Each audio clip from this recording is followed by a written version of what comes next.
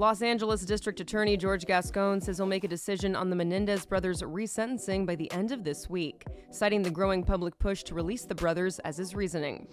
Gascón previously announced that his office was reviewing the 2023 habeas corpus petition filed by Erik and Lyle Menendez, which contains new evidence and asks for a resentencing of the brothers who are currently serving life in prison without parole for the 1989 murders of their parents, José and Kitty Menendez. The DA had previously set a hearing date for November 29th. But speaking to CNN on Tuesday, Gascón, who is currently up for re-election, shared that he has moved up his timeline. He told Jake Tapper, "I plan to have a decision by the end of this week, which is what I promised when we started getting a lot of inquiries. We had been looking at this case for over a year, by the way.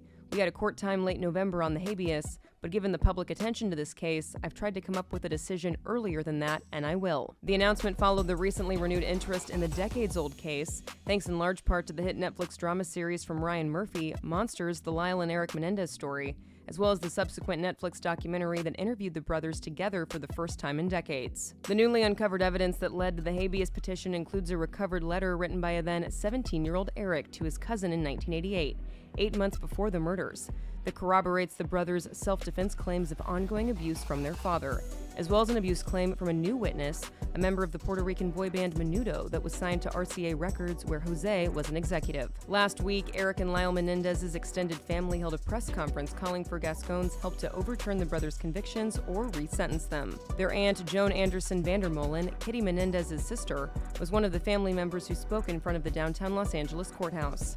The truth is, Lyle and Erik were failed by the very people who should have protected them, by their parents, by the system, by society at large. As their aunt,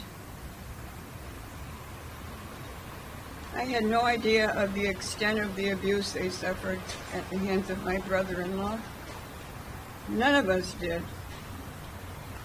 But looking back, I can see the fair intention that their father had instilled on them. They were just children who could have been protected and were instead brutalized in the most horrific ways. For more on this story, go to THR.com. This is the Hollywood Reporter News.